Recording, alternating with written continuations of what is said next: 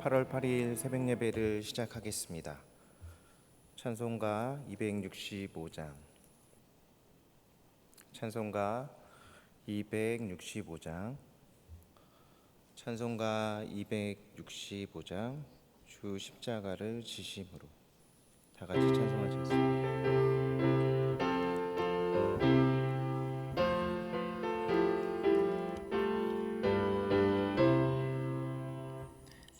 십자가를 지심으로 죄인을 구속하셨으니 그 피를 보고 믿는 자는 주님의 신노 면하겠네.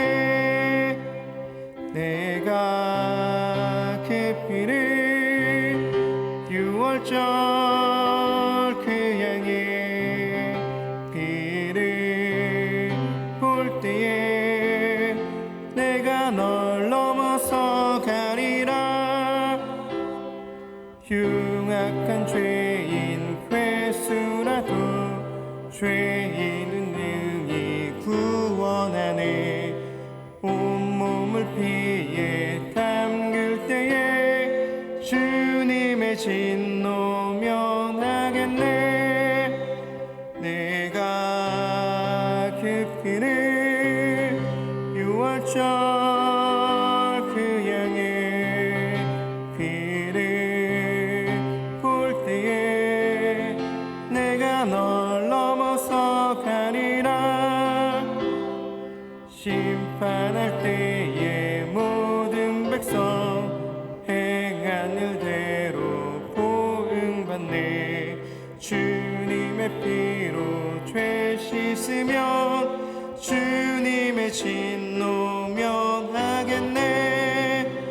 내가 그 피를 6월절 그 양의 피를 볼 때에 내가 널 넘어서 가리라. 구주의 그랑 크신 은혜 보혈의 능력 의지하세. 심판의 불이 내릴 때에 주님의 진노 면하겠네.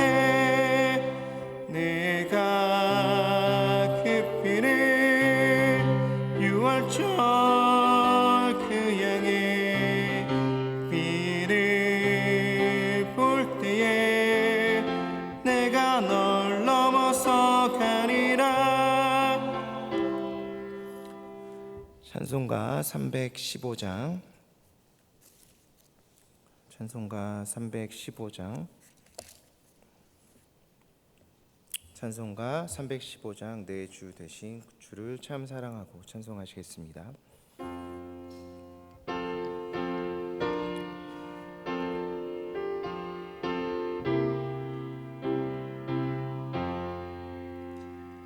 내 주 되신 주를 참 사랑하고 곧 그에게 죄를 다 고합니다. 그는 은혜를 주신 예수 있으시니 이전보다 더 사랑합니다. 주 날 사랑하사 구하시려고 저 십자가 고난 당하셨도다. 그 가시관 쓰시 내 주 배우니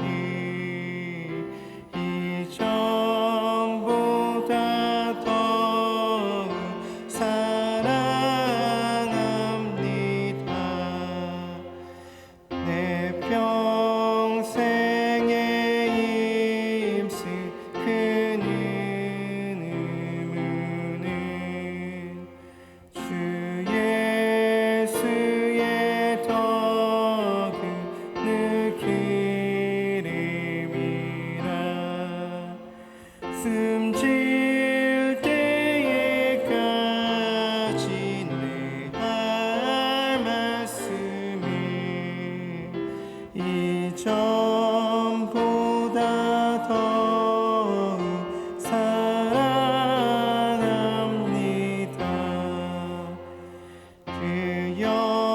영광의 나라 나 들어가서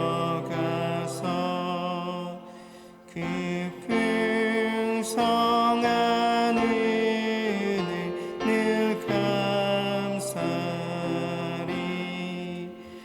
금면류관 쓰고 나 찬송할 마 이전보다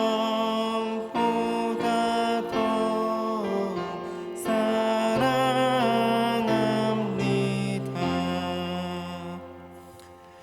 사도신경으로 우리의 신앙을 고백하겠습니다. 나는 전능하신 아버지 하나님 천지의 창조주를 믿습니다. 나는 그의 유래하신 아들 우리 주 예수 그리스도를 믿습니다. 그는 성령으로 잉태되어 동정녀 마리아에게서 나시고 본디오 빌라도에게 고난을 받아 십자가에 못 박혀 죽으시고 장사된 지 사흘 만에 죽은 자 가운데서 다시 살아나셨으며 하늘에 오르시어 전능하신 아버지 하나님 우편에 앉아 계시다가 거기로부터 살아있는 자와 죽은 자를 심판하러 오십니다. 나는 성령을 믿으며 거룩한 공교회와 성도의 교제와 죄를 용서받는 것과 몸의 부활과 영생을 믿습니다. 아멘. 김동곤 목사님 말씀 전해 주시겠습니다. 네, 오늘 이 아침에 우리 교회에 주시는 하나님의 말씀은 예레미야 48장 11절부터 25절까지 말씀입니다. 예레미야 48장 11절로 25절까지 말씀입니다. 긴 말씀인데 제가 봉독하도록 하겠습니다. 11절입니다. 모압은 젊은 시절부터 평안하고 포로도 되지 아니하였으므로 마치 술이 그 찢기 위에 있고 이 그릇에서 저 그릇으로 옮기지 않음 같아서 그 맛이 남아있고 냄새가 변하지 아니하였도다. 그러므로 여호와께서 말씀하시니라. 날이 이르리니 내가 술을 옮겨 담는 사람을 보낼 것이라. 그들이 기울여서 그 그릇을 비게 하고 그 병들을 부수리니 이스라엘 집이 베델을 의뢰함으로 수치를 당한 것 같이 모압이 그못으로 말미암아 수치를 당하리로다. 너희가 어찌하여 말하기를 우리는 용사요 능란한 전사라 하느냐. 만군의 여호와라 일컫는 왕께서 이와 같이 말하노라. 모압이 황폐하였도다. 그 성읍들은 사라졌고 그 선택받은 장정들은 내려가서 죽임을 당하니 모압의 재난이 가까웠고 그 고난이 속히 닥치리로다. 그의 사면에 있는 모든 자여 그의 이름을 아는 모든 자여 그를 위로하며 말하기를 어찌하여 강한 막대기 아름다운 지팡이가 부러졌는고 할지니라. 디본의 산은 따라 내 영화에서 내려와 메마른 데에 앉으라. 모압을 파멸하는 자가 올라와서 너를 쳐서 내 요새를 깨뜨렸음이로다. 아로엘에 사는 여인이여 길 곁에 서서 지키며 도망하는 자와 피하는 자에게 무슨 일이 생겼는지 물을지어다. 모압이 패하여 수치를 받나니 너희는 울면서 부르짖으며 아르논 가에서 이르기를 모압이 황폐하였다 할지어다. 심판이 평지에 이르렀나니 곧 홀론과 야사와 메바앗과 디본과 느보와 벳디 블라디임과 기랴다임과 벳가물과 벳모온과 그리옷과 보스라와 모압 땅 원근 모든 성읍에로다. 모압의 뿔이 잘렸고 그 팔이 부러졌도다. 여호와의 말씀이니라. 아멘. 예레미야 선지자는 계속해서 모압에 대한 하나님의 심판 메시지를 이어가고 있습니다. 25절까지 예레미야는 숨길 수 없는 그 여호와의 칼에 의한 철저하고도 처절한 심판이 모압에 닥칠 것을 말하고 있어요. 그 말을 하기 위해서 모압의 크고 작은 성읍들을 일일이 언급하면서 그 심판으로부터 피할 수 있는 곳은 단 한 곳도 없다는 것을 보여주고 있습니다. 골짜기뿐 아니라 평지에 있는 성읍에도 그 심판은 동일하게 미칠 것이라는 것이죠. 모압에 대한 이러한 심판 묘사는 마지막 때에 온 세상에 닥칠 하나님의 그 전 지구적 심판에 대한 축소판처럼 보입니다. 우리의 인생 역시 어린 시절이나 노년에 이르기까지 어느 한 시대에도 주님의 심판으로부터 자유로운 시절은 없다는 걸 생각하게 만드는 장면이죠. 제가 예수님을 몰랐을 때에는 하나님의 심판의 내용에 포함되지 않으리라 할 수 없다는 겁니다. 내가 예수님을 믿기 이전이나 믿고 난 뒤에나 나의 인생 전체가 다 하나님의 심판에 포함된다라는 것을 우리가 이 말씀을 통해 생각해 볼 수 있는 부분이라는 겁니다. 오늘 이 아침 우리는 이 모압은 왜 심판당해야 했는지, 그리고 심판당하는 이 모압을 보면서 우리의 모습 속에도 이 모압과 같은 모습은 없는지 돌아볼 수 있기를 원합니다. 그리고 하나님의 그 진노하심, 마지막 최종 심판 앞에서 피할 수 있는 인생은 단 한 명도 없다, 나마저도 그 심판 앞에서 자유로울 수 없다 하는 그 사실을 마음속 깊이 새겨서 다시 우리가 주님께만 시선을 고정하기로 결단하는 이 아침 되기를 소망합니다. 모압은 이스라엘과 여러 면에서 관련이 깊은 민족입니다. 아브라함의 조카 롯의 첫 번째 딸이었던 그 여인이 그 아버지 롯과의 사이에서 그 아버지 롯과 동침하여서 낳은 그 첫 번째 아이의 이름이 모압이었죠. 그리고 창세기 19장은 이 모압이 모압 족속의 조상이라는 것을 밝히고 있습니다.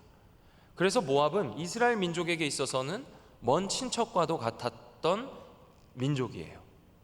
그리고 창세기를 기록한 사람이 모세라는 것을 우리가 기억해 본다면 모세와 함께 출애굽한 이스라엘 백성들에게 이 모압은 그렇게 좋은 민족으로 기억되지 않았을 것임에 틀림없습니다.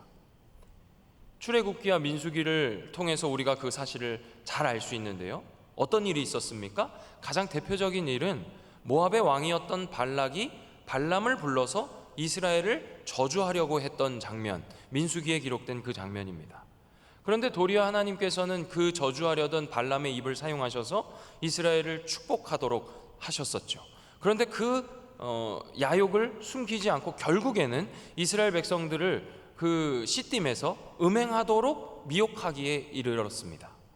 하나님께서는 이 일 때문에 모압이 여호와의 총회에 들어오지 못하리라고 말씀하셨습니다. 그런데 이 모압에 대해서 하나님은 끝까지 버리지 않으시는 것 같았는데 신명기 2장을 보니까 이렇게 말씀하십니다. 여호와께서 내게 이르시되 모압을 괴롭히지 말라, 그와 싸우지도 말라, 그 땅을 내가 내게 기업으로 주지 아니하리니 이는 내가 롯 자손에게 아르를 기업으로 주었음이라.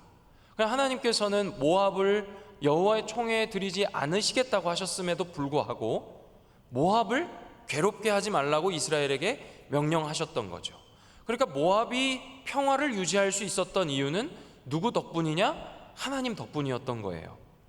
모압을 괴롭히지도 말고 그와 싸우지도 말라 명령하신 이유는 그들이 롯의 자손이었기 때문이라는 것으로 우리는 신명기 2장 9절을 통해 알 수 있게 되는 겁니다.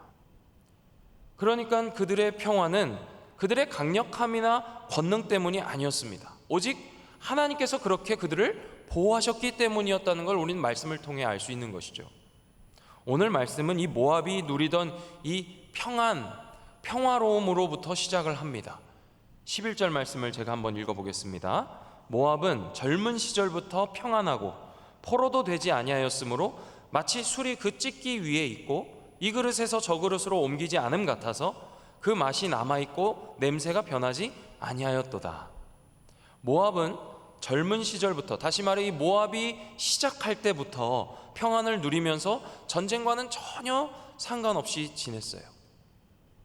그들이 그런 평안한 상태를 성경은 뭐라고 묘사하고 있냐면 마치 술이 그 찢기 위에 있고 이 그릇에서 저 그릇으로 옮기지 않음 같다, 이렇게 말하고 있습니다. 찢기는 찌꺼기죠. 그래서 그 상태가 어떻다고 얘기합니까? 그 맛이 남아있고 냄새도 변하지 않은 아주 깨끗한 술독의 술과 같은 모습을 하고 있다라고 묘사하고 있습니다. 그들의 평화를. 왜 갑자기 술 이야기를 하는 걸까요? 사실 이 모압이라는 나라는, 이 모압이라는 민족은 술 무역을 통해서 큰 이익을 얻고 있었던 민족이었다고 합니다. 그렇기 때문에 그들을 이 술을 빚는 과정에 대한 비유로 하나님의 심판을 예레미야의 입술을 통해 전하고 있는 것은 그들에게 정말 와닿는 묘사였을 겁니다. 제가 보기와는 다르게 술에 대해서 아는 게 정말 많이 없습니다. 그런데 아마 모두 아시는 것처럼 우리나라 술에도 보면 이 막걸리와 청주가 한 술독에서 만들어지는 거 아마 잘 아실 겁니다. 술이 익는 과정에서 탁한 부분은 아래로 가라앉고 그 다음에 맑은 부분이 위로 이렇게 뜨게 되면 이 위에 있는 맑은 술을 청주라고 하고, 아래에 있는 이 가라앉은 그 찌꺼기를 다시 물에 희석시켜 가지고 체에 걸러서 만들어진 술이 막걸리죠. 이런 술독을 생각해 보시면 될 것 같아요. 근데 이 술독에서 찌꺼기 부분을 술로 먹는 민족은 우리나라밖에 거의 없다고 합니다. 이 동양에서도 특이한 케이스라고 해요. 그러니까 대부분의 이 주조 과정에서 이 찌꺼기는 다 버려져야 되는 쓰레기인 것이죠. 그런데 한번 생각해 보세요. 청주를 만드는 과정에서 제가 이 맑은 술을 만들려고 하는데 아직 맑은 청주가 다 완성되지 않았는데 이 술독을 흔들면 어떻게 되겠습니까? 아래 가라앉아 있던 술 찌꺼기가 다 일어나서 이제 그 술독의 술이 못 쓰게 되고 말 것입니다.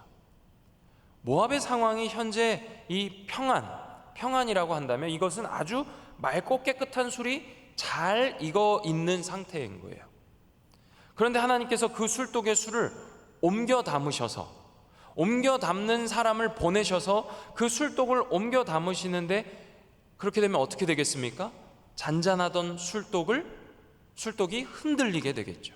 하나님의 말씀은 지금 이 잔잔하던 술독을 흔드시고 끝내 그 술독을 비워버리신 다음에 그 술이 담겨져 있던 술독을 깨뜨려 버리시겠다, 다시 말해 그 평안이 사라지게 만들겠다 하시는 그 심판을 말씀하고 계시는 겁니다.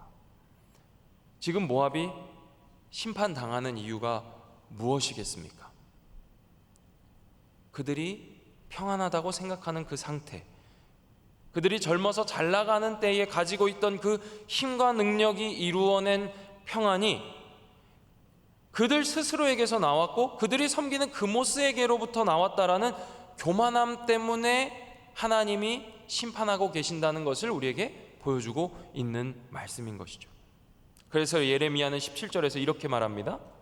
그의 사면에 있는 모든 자여, 그의 이름을 아는 모든 자여, 그를 위로하며 말하기를 어찌하여 강한 막대기 아름다운 지팡이가 부러졌는고 할지니라. 무슨 말입니까? 주변에 있는 나라들아, 모압을 보면서 이렇게 말해라.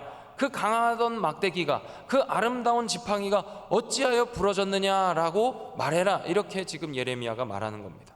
강력한 막대기로 비유되는 그들의 막강한 전투력, 아름다운 지팡이로 묘사되는 그들의 그 선진화되고 발달한 문화가 다 부러졌다고 사방 백성들이 안타까워할 것이라고 말하고 있는 겁니다. 믿음 안에 한 형제이고 자매인 사랑하는 성도 여러분, 비록 모압은 이스라엘 밖에 있던 민족처럼 묘사되지만 사실 우리 개인 안에도, 아니 우리 믿는 모든 무리 가운데에서도 모압은 존재하고 있습니다. 나아가서 모압의 모습이 내 옆에 있는 사람이 아니라 우리 자신의 모습일 수도 있다는 뜻입니다. 하나님의 심판 앞에 풍전등화와 같은 처지에 놓여있는 모압과 우리가 과연 무엇이 다르다고 자신할 수 있겠습니까? 잠깐 수면 아래 가라앉아 있는 나의 그 모든 문제들, 당장은 눈에 보이지 않아서 평안해 보이는 그 나의 그 겉모습, 우리의 모습이 마치 술이 그 찌꺼기 위에 있어서 맛이 남아있고 냄새가 변하지 않은 술독처럼 보이지는 않으십니까? 그래서 수면 아래로 모든 문제들을 숨겨놓고 겉으로만 평화롭고 거룩한 모습을 하면서 살아가고 있지는 않습니까? 저는 이렇게 살아가는 게 더 힘들 것이라는 생각이 듭니다. 아니요, 제 자신도 이렇게 살아보니까 정말 이게 더 힘들더라고요. 더 많은 시간과 노력이 필요한 일입니다. 그런 척 살아가는 것이, 아닌 척 살아가는 것이 훨씬 더 힘들고 어려운 일이라는 것을 저는 정말 더 잘 알고 있습니다. 그런데 여러분, 그렇게 사는 우리 자신이 불쌍하게 생각되지 않으십니까? 제 얘기를 해서 정말 죄송합니다만, 제가 청년들을 대할 때 처음에는 제가 이 친구들을 이해하고 용납해주고 품어준다고 생각했어요. 저만 그렇게 한다고 생각했습니다. 제가 청년 일부를 맡고 있는데 20살에서 25살 이 친구들은요, 사실 젊다고 하기에는 어리고 어리다고 하기에는 나름 성숙한 청년들입니다. 그러다 보니까 때로는 예의 없게 보이기도 하고 어느 때는 버릇없이 저에게 굴기도 합니다. 그래서 저도 목사지만 불쾌감을 느낄 때가 있어요. 그럴 때면 아유, 내가 참아야지, 그래도 내가 얘네들보단 어른인데 내가 참아야지 하면서 제가 그들을 이해하고 용납하고 그들을 품고 있는 건 나다라고 생각했었습니다. 그런데 실제로 그렇지 않은데 그런 척 사랑하는 마음 없이 용납하려고 하다 보니까 그런 제 자신이 너무 불쌍해 보였어요. 그래서 제가 이렇게 어린 나이에도 불구하고 매달 염색을 고민을 한다고요. 제가 고등부에 있다가 청년부를 갔는데 고등부 선생님들이 가끔 저를 보시면서 청년부 간지 얼마 되지도 않았는데 왜 이렇게 늙었냐고 그런 얘기를 하실 때면 진짜 그런가 막 그럴 생각이 들 때도 있었다는 거예요. 죄송합니다. 그래서 하나님께 기도했습니다. 흰머리가 검게 돼주세요 하기에 기도한 게 아니라 어떻게 기도했냐면, 하나님, 제가 이 친구들을 더 사랑하게 해주세요. 진짜 사랑하게 해주세요. 겉으로만이 아니라 마음으로 이해하게 해주세요. 그렇게 기도하지 않았습니다. 어떻게 기도했냐면, 하나님, 저 좀 불쌍히 여겨주세요. 제가 이렇게 기도했어요. 하나님, 저도 제가 하나님께 용납된 자라는 그 사실을 머리로만이 아니라 제 마음으로 좀 겸손히 인정할 수 있게 해주세요. 그렇게 기도를 했던 시절이 있었습니다. 하나님께서 찾으시는 사람이 영과 진리로 예배하는 자라면 제가 영과 진리로 충만한 사람이 되어서 그럴싸한 사람, 그럴듯한 사람, 그런 사람이 아니라 하나님이 찾으시는 바로 그 사람이 될 수 있도록, 그렇게 살 수 있도록 하나님, 저 좀 불쌍히 여겨주세요. 그렇게 기도했습니다. 영혼과 육체가 분리된 것처럼 살면 얼마나 힘든지 잘 아시지 않습니까? 내가 믿고 고백하는 대로 실제로 그런 사람으로 살지 못한다는 게 얼마나 우리 자신을 괴롭게 만듭니까? 저도 그랬습니다. 그래서 너무 힘들어서 그렇게 기도했습니다. 그리고 제가 다시 이 청년들을 바라보니까 그들이 변해 있었습니다. 그렇지 않아요. 제가 바뀌었습니다. 그렇지도 않았습니다. 글쎄, 이 청년들이 저를 용납해주고 있는 모습이 보이기 시작하더라고요. 그들이 변했거나 저의 태도가 바뀐 것이 아니라 그동안 이미 있었던 그 청년들의 그 사랑과 용서가 보이기 시작하더라고요. 그래서 저는 저와 함께 동역했던 그 리더들, 조장들입니다. 그 리더들과 임원들을 보면 애틋한 생각이 들어요. 그리고 미안하고 고마운 마음이 늘 크게 제 안에 자리 잡았습니다. 저는 저희 청년 일부 리더들 앞에서 숨김없고 꾸밈없이 얘기합니다. 오히려 그들이 더 잘 알아줍니다. 아, 목사님이 힘들구나. 목사님이 요즘 힘든 일이 있는데 아닌 척 하는구나. 이렇게 저를 더 잘 알아줍니다. 그러다 보니까 제 안에 그 찌꺼기가 가라앉아 있을 틈이 없어요. 제가 제 안에 찌꺼기가 가라앉으려고 그러면 이들이 벌써 그것을 다 들춰내가지고 걷어내줍니다. 바로바로 채로 걸러서 버려주는 거예요. 사랑하는 은평의 가족 여러분, 우리가 우리 자신을 의지해가지고는 참된 평안으로 나아가기가 어렵습니다. 내가 목사니까 내가 사랑해야지 해서는 안 되던 그 일을 제가 주님께 기도하고 간구했더니 나를 용납해주는 그들의 모습을 보게 하시고 발견하게 하셨던 것이에요. 우리가 아닌데 그런 척 살아가는 것은 너무 어려운 일이고 힘든 일입니다. 수고하고 무거운 짐을 그리스도 앞에 내려놓으시고 하나님께로부터만 주어지는 평안을 얻으실 수 있게 되길 축복합니다. 그래서 온전한 나로 살아가시면서 사랑으로 품어내는 공동체를 만들어갈 수 있게 되기를 축복합니다. 우리 모든 교회 구성원 분들이 그런 가족이 되시고 그런 구역을 이루시고 그런 전도회를 이루시고 그렇게 우리가 신앙생활을 이어가다가 주님 오실 때 칭찬받는 은평교회 모든 성도님들 그리고 우리 교회 될 수 있게 되기를 소망합니다. 함께 기도하겠습니다. 함께 기도하실 때 우리 교회를 위해서 또 우리 담임 목사님을 위해서 기도해 주시길 바랍니다. 우리 교회가 정말 우리 교회 이름과 같이 주의 은혜로 충만하고 주님이 주시는 평안이 가득한 교회 되게 하여 주옵소서. 또 그러한 교회를 이루어 가시기 위해 세우신 우리 박지현 담임 목사님, 마음에 먼저 은혜와 평안으로 가득하게 하시고 또 영적으로 우리 모든 은평의 가족들을 이끌어 가시기에 부족함이 없는 주의 종 되게 해달라고 기도해 주시기를 부탁드립니다. 또 우리 다음 세대와 우리 교역자들을 위해서 기도해 주실 때 지금 현재 탄자니아 선교 중에 있습니다. 돌아오는 여정까지 주님께서 함께 해달라고 기도해 주시고 또 남은 일본 선교 사역을 위해서도 기도해 주시기를 바랍니다. 그리고 현재 중등부가 수련회 중에 있고 또 금요일과 토요일 초등 3부 성경학교가 준비 중에 있습니다. 준비하고 있는 교역자들과 선생님들 그리고 또 아이들을 위해서 기도해 주시고 또 안전사고 발생하지 않고 끝까지 은혜 가운데 교회로 돌아올 수 있게 해달라고 주님께 간구하는 기도 하겠습니다. 또 우리 선교사님들을 위해서 기도해 주실 때 인도네시아 수카다르마 교회와 겨자씨 교회, 대만에 있는 준타오탄 교회, 동경에 있는 은평교회, 또 리빙처치와 김민선 목사님을 위해서 기도해 주시기를 바랍니다. 우리 환우분들 있습니다. 한 분 한 분 생각나시는 분들의 이름을 불러가시면서 기도해 주시고 우리 각자의 기도의 제목을 놓고 주님의 이름 한번 부르시고 함께 기도하겠습니다. 주여, 사랑과 은혜가 많으신 아버지 하나님 감사합니다. 우리가 주님께 칭찬받는 교회, 주님께 인정받는 자녀로 주님이 이 땅에 살아가다가 주님 오시는 그날에 주님 기뻐 뛰며